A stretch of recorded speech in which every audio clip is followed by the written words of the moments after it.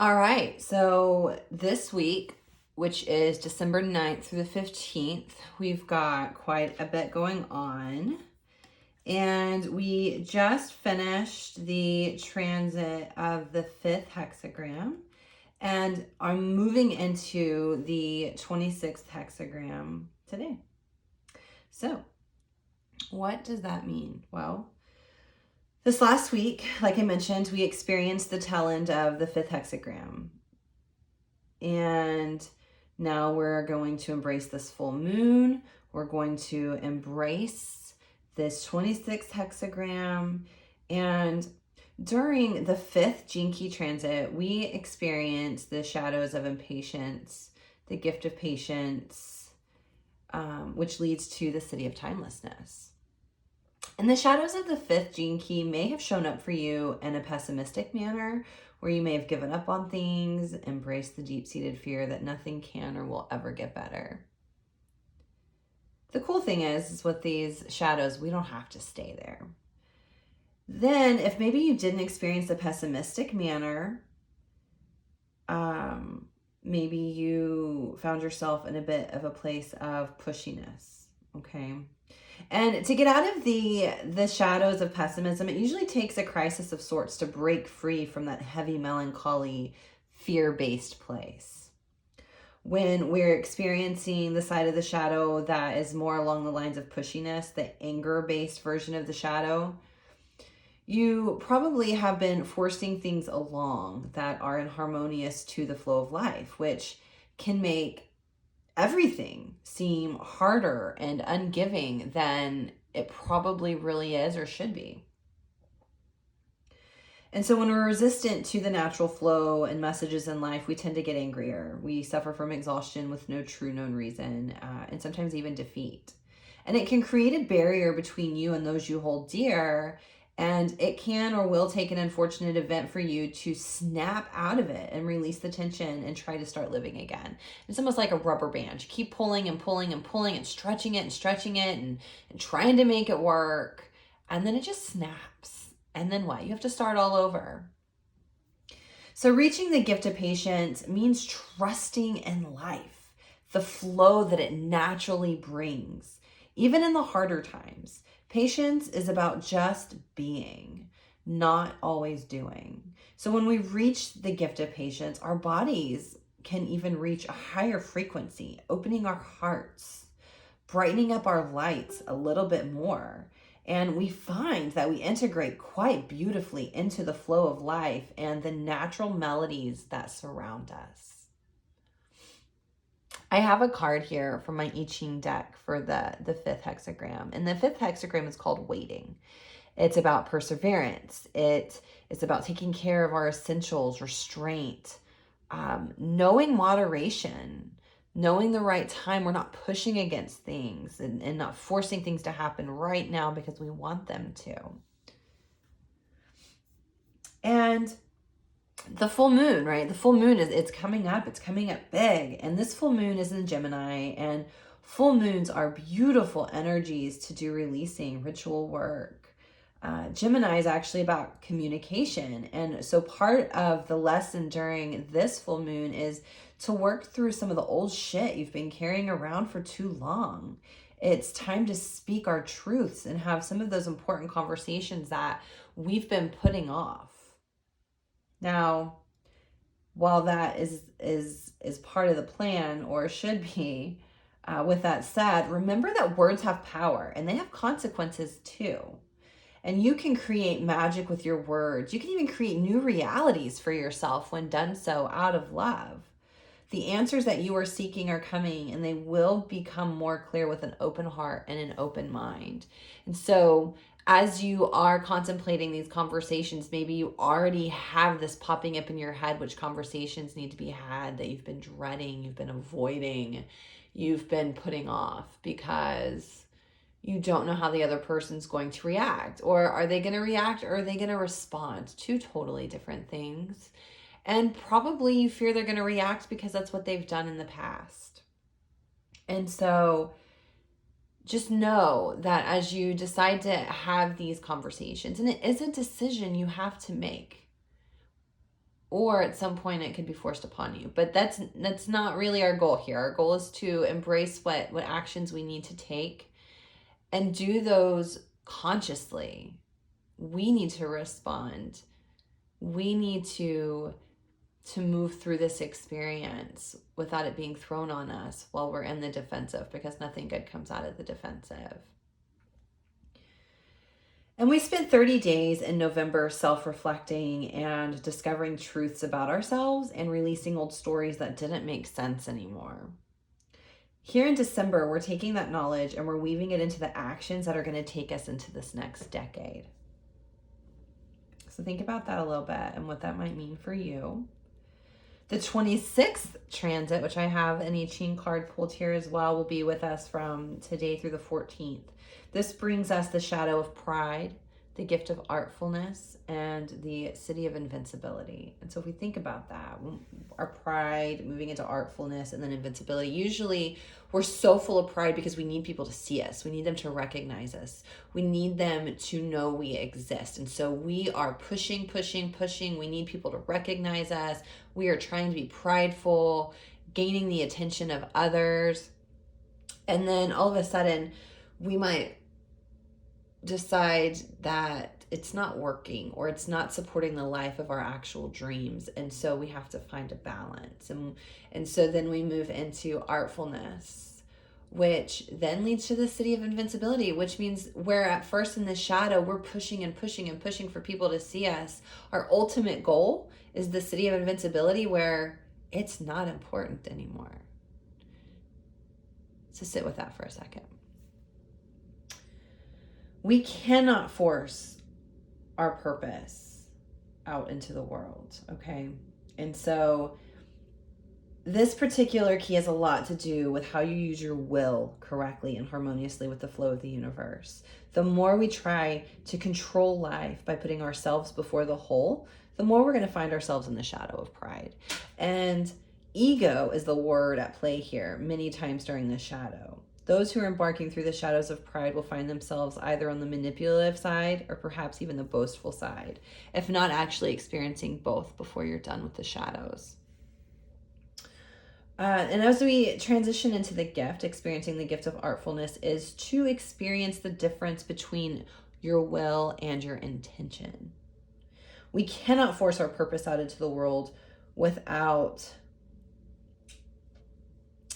the will to do so, I guess, is kind of what's coming through for me. And I'll try to work through that here.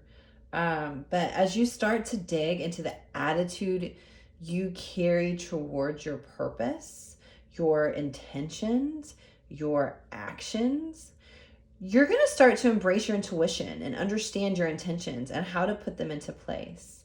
There is room, and this is very important because I hear this all the time in some of these circles, and it's you have to get rid of your ego. It has no purpose. Your ego is holding you back. You cannot truly reach consciousness with your ego. Well, I call bullshit on all of that. And there is place for both your ego and your message, your purpose, your consciousness. But it's an art to do both. Okay, it's possible and likely that it will happen, but it's an art, which brings you to the gift of artfulness. We do not always need to push to get things done. This is a societal expectation depending on your upbringing your upbringing. Maybe you were brought up where you have to suffer to get what you want. Or you grew up with nothing, and so you're so prideful and dead set on being somebody, right? Because somewhere you've decided that you're a nobody, or whatever it may be. For whatever reason, you now have had this calling where you have to be full of pride and get out there in front of all the people and all the things and make a name of yourself. And that's been your only goal, not necessarily what it is you're doing for the whole, not necessarily the part you play in the whole, but making sure everybody's looking at you. because you need that recognition. And we've all been there. So no big deal, right? But we have to acknowledge that, and we have to embrace the fact that that's not a way of life that's going to make us super successful. And so perhaps this full moon is a really good time to release the mantra, no pain, no gain. Why? Why do we keep telling ourselves that? Because then when things do seem to happen pretty easily and naturally, we start to question ourselves. Like, is this real? Is this too good to be true? And we also need to release that mindset as well. So we could go on for days on all the things we could release during this new moon. But you know what it is that you've been working through and preparing yourself for over the next decade, right? So then our question that we have is, how can we use this full moon to release our pride, and embrace our artfulness? And the card that I drew was the King of Cups. And the King of Cups is a beautiful card, of course. I mean, I think they're all beautiful, even the scary ones. But you see this man here, and he's sitting what looks like on his throne in a body of water. And he's very confident looking. He has what he needs. He has, there's ships behind him. And there's fish jumping out of the water around him. And things are just kind of going with the flow. And he seems very confident, which I think I already mentioned that, so bear with me. But he represents emotional balance and control. He also represents generosity. And I feel like this is coming into place here because, right, and once again, if we're so locked in pride, then we're not really looking at the whole. We're not really looking at the collective. And so how can we possibly be generous if we're not even looking to see what's happening around us and where we might serve the whole? So he was really representing what it means to take the time to find our balance, to find our control. And he works really well here with the 26th card, because the 26th hexagram is called the Taming Powers of the Great, and it represents self-discipline, concentration. It says strengthen your character from within, self-awareness, and realizing potential. And that's also pretty dang powerful and goes really well with the King of Cups.